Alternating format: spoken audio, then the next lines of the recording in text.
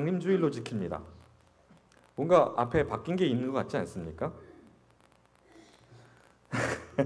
이런 스톨도 빨간색으로 바뀌었고요. 앞에 이 전체 예전의 색깔도 빨간색으로, 넥타이도 약간 붉은색으로 했습니다. 예전의 색깔이기 때문에 성령 강림주일은 붉은색으로 나타냅니다. 이 붉은색은 물론 그 고난주일에도 붉은색을 쓰기도 합니다만 성령 강림주일에 쓰는 이 붉은색은 이 성령의 불을 상징하는, 뜨거움을 상징하는 그런 붉은색으로 예전에서는 표시하고 있습니다. 예수님께서 부활하시고 나서 승천하시기 전에 제자들에게 이런 명령하셨어요. 사도행전 1장 4절에 보면은 예루살렘을 떠나지 말고 아버지께서 약속하신 것을 기다려라 라고 말씀하셨거든요. 근데 이 말씀을 기억하면서 초대교회 성도들은 이 명령을, 예수님의 명령을 기억하면서 순종하며 한데 모여서 이렇게 기다리고 있었습니다. 그러던 날 중에 한 날이 바로 오순절이라는 날인데, 이 구약부터 지켜오던 이 오순절을 맞아서 120명 정도가 이 마가의 다락방에서 모여서 기도를 하고 있었습니다. 근데 이때 이들이 성령의 충만함을 받게 됩니다. 사도행전에서 처음 기록된 이런 성령의 충만함이라는 기록입니다. 이 사건을 기념해서 우리는 성령 강림절은 이날을 기념하면서 지키고 있는 겁니다. 그리고 오늘 말씀도 그 날의 근거에서 본문을 정했습니다. 오늘 말씀을 통해서 오순절에 함께 모여있던 이들에게 성령께서 강하게 임하셔서 하나님의 일하심을 나타내셨던 그 성경의 사건을 기억하고, 또 오늘날 우리에게 주는 의미가 무엇인지를 오늘 말씀을 통해서 함께 나눠보도록 하겠습니다. 먼저 오순절 성령 강림 사건에 있어서 전제해야 할 중요한 것이 하나 있습니다. 그것은 바로 이 성령 강림 사건이 공동체와 그리고 개인, 이 공동체와 개인의 유기적 관계 안에서 지금 일어난 사건임을 우리가 먼저 전제할 수 있어야 됩니다. 말씀을 한번 보십시오. 2절 3절 말씀입니다. 호련히 하늘로부터 급하고 강한 바람 같은 소리가 있어 그들이 앉은 온 집에 가득하며 라고 먼저 기록하고 있죠. 그리고 이어지는 말씀에 3절 말씀에 마치 불의 혀처럼 갈라지는 것들이 그들에게 보여 각 사람 위에 임하여 있더니 라는 것을 말씀하고 있습니다. 이 2절 3절 말씀에 있어서 먼저 성령이 어디에 임하고 있습니까? 온 집에 가득했다라는 것을 표현합니다. 어떤 개인에게 임한 것보다도 온 집에 가득했다라는 것은 이 성령의 강림이, 즉 공동체에 먼저 임하고 있음을 분명히 성경이 지금 밝히고 있는 겁니다. 일부러 이 사실을 밝히고 있는 겁니다. 그러니까 개인이 홀로 성령을 받은 사건이 아니라 공동체에서 이 성령이 먼저 역사하셨습니다. 그리고 다시 말하면은 이 공동체의 권위 아래에 개인에게 부어진 이 성령의 역사이다라는 사실을 이 성령 강림 사건을 통해서 우리는 먼저 기억해 볼 수 있어야겠습니다. 그러니까 오늘 말씀은 개인적 차원에서 주어진 어떤 성령의 역사라기보다는 공동체라는 테두리 안에서 살펴보는 것이 더 합당한 접근이다라고 할 수 있겠습니다. 여러분, 그렇다면 이 공동체 안에서 각 개인에게 주어진 성령 충만의 모습이 어떻게 나타나고 있는지 한번 볼까요? 여러분, 성령 충만의 모습이 어떻게 나타나고 있습니까? 방언이라는 모습을 통해서 이 성령의 역사가 처음 이렇게 나타나고 있습니다. 여러분, 이 성령 충만의 모습이 방언이라는 것을 통해서 표현되고 있으면 굉장히 우리가 눈여겨볼 대목 중에 하나입니다. 그리고 오늘 말씀에 나오는 이 방언의 실체가 도대체, 이 본문 안에 있는 방언의 실체가 무엇인지를 우리는 좀 더 생각해 볼 필요가 있겠습니다. 여러분, 방언하면은 뭐가 떠오르십니까? 제 막내딸이 아빠 방언할 줄 알아? 이렇게 물어보더라고요. 그래서 나 아빠 할 줄 알지. 근데 왜 안 해? 막 이런 얘기를 합니다. 굳이 제가 그걸 다 설명할 수는 없더라고요. 그런데 여러분도 그런 얘기 하시죠? 방언할 줄 아세요? 막 물어보기도 하고, 언제 방언 받았어? 뭐 이런 거 물어보기도 합니다. 혹은 방언 여부에 따라서 성령 충만하네, 뭐 이런 걸 얘기하곤 했습니다. 따따따 방언이나 랄랄라 방언을 한다든지 하면서 방언 이야기를 하곤 합니다. 그런데 이 들어도 무슨 말인지 이해하지 못하면 누군가 그것을 해석해 주는 사람이 있어야만 하는 그런 신비로움에 휩싸여 있는 방언에 대해서만 우리는 흔히 생각을 했고, 어쩌면 오늘 이 사도행전 2장에 하나님께서 부어지는 성령 충만의 사건이 그러한 신비한 방언의 사건인 것처럼 우리가 생각하기도 합니다. 과연 그렇다면 오늘 본문에 방언이라고 언급되고 있는 것들이 우리가 흔히 생각하고 있는 그 방언과 동일한 것일까요? 오늘 본문인 사도행전의 방언은 우리가 흔히 생각하는 그 방언과는 좀 거리가 있습니다. 원인으로 본다면은 이 본문에 나오는 방언은 성령의 은사로 나타나는 영적인 현상임은 분명합니다. 하지만 그 결과로 나타난 현상을 본다면 오늘 사도행전에 나타나는 이 방언은 일반적으로 말하는 지역 언어라고 할 수가 있겠습니다. 오늘 본문에서 방언에 대해서 언급하는 몇 구절을 좀 살펴보도록 하겠습니다. 4절 말씀 먼저 보겠습니다. 그들이 다 성령의 충만함을 받고 성령이 말하게 하심을 따라 다른 언어들로 말하기를 시작하니라 라고 얘기합니다. 즉 방언에 대한 얘기를 하고 있는데 4절뿐만이 아니라 6절, 8절, 11절에서도 이 부분을 반복해서 언급을 하고 있는데 계속해서 한번 살펴볼게요. 각각 자기의 방언으로 제자들이 말하는 것이라고 되어 있고요. 또 8절에서는 우리 각 사람이 난 곳 방언으로 듣게 되는 것이 어찌 됨이냐라고 얘기합니다. 그리고 11절 말씀에는 우리가 다 우리의 각 언어로 하나님의 큰 일을 말함을 듣는도다라고 얘기합니다. 이 부분을 번역할 때 영어 성경에서도요. 우리가 흔히 생각하는 방언을 이렇게 혀의 말, tongues라고 보통 얘기를 하는데 그 단어를 쓰지 않고 language라는 단어를 구별해서 쓰려고 애쓰고 있는 것을 볼 수 있습니다. 즉 오늘 본문의 방언에 말하는 것은 각 사람이 이야기하는 각국, 지역의 언어라는 것을 우리는 분명하게 살펴볼 수 있는 겁니다. 다시 한번 4절 말씀을 보겠습니다. 이 방언이 어떤 것이었는지 4절 말씀이 이렇게 우리에게 들려줍니다. 그들이 다 성령의 충만함을 받고 성령이 말하게 하심을 따라 다른 언어들로 말하기를 시작하니라. 주목해 보십시오. 4절 말씀에 성령이 말하게 하심을 따라라는 구절을 볼 때 이들이 방언을 하는 것은 무슨 어떤 황홀경에 이들이 막 빠져서 막 얘기한다는 것, 그리고 무질서하게 말하는 것이 결코 아니라는 겁니다. 성령님의 인도하심에 따라서, 성령님이 이끄심에 따라서, 성령이 그들의 입술을 열어주심에 따라서 말하기를 시작했다라는 것이죠. 그들의 말함에는 무질서가 아닌 성령님이 이끄시는 질서가 존재했다라는 것을 오늘 본문을 통해서 우리는 알 수 있습니다. 정리하자면 오순절에 모인 이들에게 성령이 임하고 이들이 방언으로 기도했다고 했을 때 우리는 굉장히 뭔가 뜨겁고 알아들을 수 없는 언어들이 막 난무하고 간절함으로 기도하는 불같은 이미지를 떠올릴 수도 있겠지만 사실 성경이 말씀하려고 하는 것은 그런 뜨거운 모습보다는 더 중요한 것이 있음을 오늘 말씀을 통해서 들려주고자 하는 겁니다. 이들 공동체에 임했던 이 성령은 무질서가 아닌 질서 있는 모습으로 각기 다른 언어로 그들이 담대하게 입술을 열어서 무언가를 말하게 하셨다라는 것을 이 성경은 우리에게 뭔가 계속해서 들려주고 싶은 겁니다.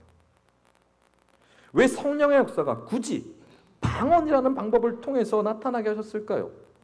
왜 굳이 방언이라는 것, 각각 다른 언어로 말하게 함을 통해서 성령의 첫 역사를 보여주셨던 걸까요? 그것도 공동체 틀 안에서 각기 다른 언어로 말하게 하심이 과연 어떠한 의미가 있는 것일까요? 그들이 담대히 말하는 각기 다른 언어는 어디서도 들을 수 없는 특별한 소리요, 당시의 특별한 현상이었기에 많은 이들의 관심을 끌기에 충분했습니다. 6절, 7절, 8절 이어지는 말씀을 보십시오. 이들이 말하는 각기 다른 언어로 말하는 이들의 큰 담대함의 고백은 6절 말씀 보십시오. 이 소리가 나매 큰 무리가 모여 각각 자기의 방언으로 제자들이 말하는 것을 듣고 소동하여 많은 사람들이 이 소리를 듣고 많이 모여들었다는 겁니다. 그리고 다 놀라 신기하게 여겼습니다. 그리고 말하는 것이 이 말하는 사람들이 다 갈릴리 사람이 아니냐? 우리 각 사람이 난 곳 방언으로 듣게 되는 것이 어찌 됨이냐? 이 사람들이 모였는데 듣게 되는 소리가 이 얘기는, 이 말은 우리 지역에서 하는 언어로 이 사람들이 기도를 하네. 이 사람들이 말하고 있네. 아니 또 다른 사람들 들을 때는 이 소리로 이 사람들이 이야기하네. 각각 다른 언어로 이야기하는 것이 하나씩 질서 있게 들리기 시작했다는 겁니다. 여기에 모인 이들이 저마다 태어난 지역의 말로 말하기를 시작하는 겁니다. 어떤 지역이었냐고요? 오늘 9절부터 11절까지 쭉 나열되는 지명들이 있는데 혹시 세어보셨습니까? 몇 개의 지명이 나오는지? 15개가 나옵니다. 15개의 언어로 지금 많은 이들이 질서 있게 그들의 고백을 담대히 하고 있는 것입니다. 다른 언어로 이야기하고 있습니다. 그러나 11절 말씀에 여러분 주목해 보십시오. 11절 후반절 말씀이 이렇게 들려줍니다. 우리가 다 우리의 각 언어로 하나님의 큰 일을 말함을 듣는도다 하고. 여러분 어떻습니까? 각기 다른 언어로 이야기하고 있었지만 공통적으로 이들이 말하는 것은 하나였습니다. 무엇입니까? 하나님의 일하심이 각기 다른 언어로 선포되고 있었던 겁니다. 여러분 당시 공용어, 그 당시 세계의 공용어는 헬라어였습니다. 주전 3, 4세기에 그 당시 그리스가 지중해 연안을 점령하면서 대제국을 세우면서 모든 이들의 언어가 거의 다 통일이 되었습니다. 헬라어를 사용하게 되었습니다. 하지만 성령께서는 그들에게 임하셔서 하나님의 일하심, 하나님의 역사하심을 말하게 하기 위해서, 나누게 하기 위해서 그 당시 세계 공용어인 헬라어를 사용하도록 하지 않으셨습니다. 성령은 각 지방의 언어로 말씀하게 하셨죠. 다시 한번 8절 말씀을 보십시오. 우리가 우리 각 사람이 난 곳 방언으로 듣게 됨은 어찌 됨이냐라고 말씀하는 겁니다. 이것이 무엇을 뜻하는지 아십니까? 하나님은 성령으로 우리에게 임하셔서 우리와 소통하시되 우리의 것을 말하게 하시되 하나님과 소통하게 하시는데 우리 각자의 존재, 우리 각자의 특성을 존중하는 방식으로 하나님 성령께서 임하고 계시고 우리로 하여금 표현하게 하신다는 것을 오늘 말씀을 통해서 우리는 볼 수 있는 겁니다. 성령은요, 우리에게 어떤 획일화된 모습으로 획일화된 언어를 사용케 하시는 것이 아니라 각각 우리에게 가진 그 언어를 사용하게 하십니다. 여기에 정말 담긴 뜻은 성령께서 우리 한 사람 한 사람의 존재를 소중히 여기시고 우리가 우리 자신을 가장 잘 표현할 수 있는 방식으로 자신을 나타낼 수 있기를 원하시고 그것을 통해서 하나님과 우리가 소통할 수 있도록 성령님께서 임하신다는 사실입니다. 우리가 가장 잘할 수 있는 것, 그리고 우리가 가장 좋아하는 방식으로 우리 스스로를 나타낼 수 있도록 성령께서 임하셔서 하나님의 일하심을 표현하게 하신다는 사실입니다. 이것이 바로 하나님이 우리와 소통하시는 방법이십니다. 인격적이신 하나님은 우리를 존중해 주시면서 성령을 통해서 우리 삶에서 이러한 새 창조를 이루어 가시는 것입니다. 우리의 고유한 특성을 그대로 표현하게 하시면서 공동체 안에서 우리가 서로 어울릴 수 있도록 성령께서 역사하신다는 사실이죠. 오늘 말씀을 살펴보면서 우리가 꼭 기억해야 될, 다시 한번 되짚어봐야 할 구약의 사건이 하나 있는데 그 사건이 바로 바벨탑 사건입니다. 노아의 홍수 이후에 그 후손들이 막 인구가 성장하고 도시가 막 자라니까 하나님의 위치에 막 올라가고자 높이 막 탑을 쌓고자 하는 그런 욕망들이 있었죠. 그리고 탑을 쌓습니다. 그래서 하늘에 닿을 수 있는 높은 탑을 건설하기 시작했습니다. 그게 바벨탑 사건입니다. 여기에서 이 당시의 사건에 대해서 성경이 굉장히 의미심장한 구절 하나를 들려주는데 창세기 11장 1절에 보면 이렇게 기록이 되어 있습니다. 온 땅의 언어가 하나요 말이 하나였더라. 이게 어떤 뜻이냐면은 당시의 사람들이 하나로 하나 됐다라는 어떤 긍정적인 의미의 표현이 결코 아닙니다. 언어가 하나가 된다는 것은 생각이 하나가 될 수 있다는 얘기인데 좋은 의미에서의 이런 말씀이 결코 아닙니다. 인류가 하나의 언어를 가지고 하나님과의 소통을 당시 거부했던 겁니다. 하나님과 불통하면서 자신들끼리만, 사람들끼리만 자신들의 뜻을 이루고자만 소통하면서 인간이 주인이 되는 세상을 만들고자 했다는 것을 오늘 이 말씀이 들려주고 있는 겁니다. 그래서 사람들이 바벨탑을 자신들의 언어로만 소통하면서 하나님과 불통하면서 하나님과 단절된 상태에서 탑을 쌓아갔던 것이죠. 그래서 이런 모습을 보시면서 하나님께서 말씀하십니다. 6절 말씀, 여호와께서 이르시되 이 무리가 한 족속이요 언어도 하나이므로 이같이 시작하였으니 이후로는 그 하고자 하는 일을 막을 수 없으리로다. 안 되겠구나. 나와 불통된 상태에서 인간들만이 소통하는 그러한 삶의 모습을 결코 내버려두지 아니하시고, 이어지는 말씀을 보십시오. 자, 우리가 내려가서 거기서 그들의 언어를 혼잡하게 하여 그들이 서로 알아듣지 못하게 하자. 하나로 통일했던 언어를 다 흩어버리십니다. 여러 말로 이야기하게 함으로써 각각 누가 어떤 얘기를 했는지 서로 알아들을 수 없게 만드셨습니다. 그들의 언어를 흩으시고 이때부터 인류는 소통의 세상이 아닌 불통의 세상이 되어버렸습니다. 그것이 바벨탑 사건의 현 주소입니다. 바벨이라는 뜻의 원래 의미는 혼잡하다, 혼란이라는 뜻을 갖고 있습니다. 그럼 바벨의 세상이 되어버린 겁니다. 말이 서로 통하지 않으니 오해가 생기고 갈등이 생기면서 혼란과 다툼이 끊이질 않았습니다. 각자가 원하는 것들만 얘기하고 있으니, 자신의 것들만 얘기하고 어느 누구도 그것을 이해할 수 없으니 전혀 소통이 이루어지지 않았던 것이죠. 다시 오늘 본문으로 돌아보십시다. 오늘 본문 11절 말씀 후반절을 다시 보십시오. 우리가 다 우리의 각 언어로 하나님의 큰 일을 말함을 듣는도다. 여러분 어떻습니까? 각각 15개의 언어로 된 그들의 말, 서로 다른, 어찌 보면은 바벨탑 사건을 기억한다면 서로 소통이 될 수 없는 그러한 언어의 혼잡한 그런 불통이 될 수밖에 없는 상황이라 생각할 수 있습니다만, 그들은 소통할 수 있었습니다. 성령께서 다른 언어로 이야기하게 하셨지만 그들은 하나님의 큰 일, 하나님의 일하심을 함께 고백할 수 있었고, 그들이 말하는 그 다른 언어는 함께 모여든 이들이 하나님의 일하심, 하나님의 큰 일을 들을 수 있게 되는 소통의 도구가 되었던 것입니다. 이것이 바로 오순절날 성령이 공동체에 임하셨던, 소통의 영으로 임하셨던 사건인 것입니다. 여러분, 이 시간 음악 하나를 좀 들어볼 건데요. 클래식 음악입니다. 베토벤의 교향곡 9번 합창곡 중에서 4악장의 일부를 좀 들어보겠습니다. 환희의 송가라도 알려져 있고, 우리는 기뻐하며 경배하세, 혹은 또 오늘 모여 찬송하면 결혼식 때 우리가 부르기도 하는 찬송가로 쓰이기도 하는데요. 이 곡의 일부를 한 2, 3분 정도 한번 들어볼 텐데, 여러분 주의 깊게 영성과 함께 이 곡과 멜로디와 한번 이 음악이 주는 어떤 감동을 한번 느껴보시기 바랍니다. 처음에는 굉장히 작은 소리로 시작하니 좀 귀를 좀 기울여 보십시오.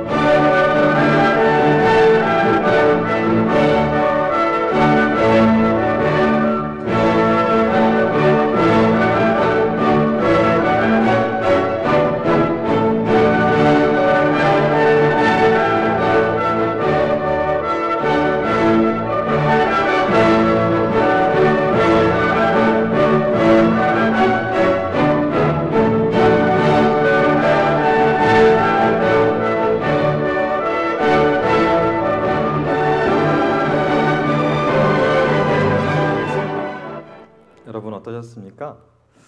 다른 악기들이 같은 멜로디를 계속해서 연주하고 있음을 여러분 느끼셨습니까? 처음에는 작은 저음을 가진 현악기로 시작하고 그 위에 더 얹어서 약간 고음을 가진 현악기가 더 얹어지고 또 바순이라는 악기가 더 얹어져서 목관 악기가 얹어지고 또 나중에는 타악기가 얹어지고 작은 소리로부터 시작해서 동일한 멜로디를 가지고 더 큰 소리로 더 큰 소리로 연합하여 큰 소리를 내는 것, 한 지휘자의 지휘에 맞춰서 각각 그 악기들이 서로 다른 소리를 존중하면서 한 소리를 내는 그 모습을 저는 일주일 동안 이 음악을 들으면서 오늘 말씀과 연관지어 한번 생각을 해봤습니다. 한데 어울림이 있는 공동체의 모습이 아닌가 생각을 해봅니다. 서로 소통하고 있는 모습이 이 음악을 통해서 저는 느껴졌습니다. 지휘자와 소통하고 또 다른 악기와 서로 소통하면서 다른 소리를 가지고 있지만 한 목소리, 마치 오늘 15개의 언어로 그들이 서로 성령의 충만함을 받아서 이야기하고 있지만 그들이 이야기하는 것은 단 하나, 하나님의 일하심, 하나님의 큰 일을 서로가 노래하고 있었습니다. 이것이 바로 오순절 임하신 성령께서 임하신 목적이 아닐까요? 불통하고 있는 하나님과 불통하고 있는 우리의 삶에 성령께서 임하셔서 하나님과 소통케 하기 위해서 불통하고 있는 공동체 안에 성령께서 임하셔서 우리로 하여금 서로를 존중하고 이해하고 하나님의 크신 일을 나타내는 목소리로 우리를 사용하시기 위해서 성령의 임하심이 이 오순절날 그들에게 주어졌던 것이 아닐까요? 우리의 삶의 모습, 여러분의 공동체의 모습은 어떻습니까?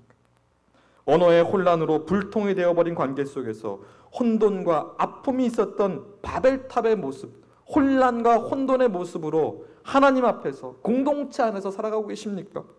아니면 성령의 역사하심 가운데 그 모습은 다르지만 하나님 안에서 하나로 회복되어서 소통하며 질서 있는 모습을 갖추고 그 안에서 치유가 일어나는 성령의 충만한 마가의 다락방과 같은 모습으로 여러분 살아가고 계십니까? 서로 말은 많이 하는데 일방적인 말을 하고 각자가 하고 싶은 말만 한다면 불통 그 자체입니다. 한 공간에 살고 있다 하더라도 또 수십 년간 얼굴을 맞대며 살았다 하더라도 그것은 불통의 세상, 바벨의 세상일 뿐입니다. 그렇게 되면 갈등과 불화만 생길 뿐입니다.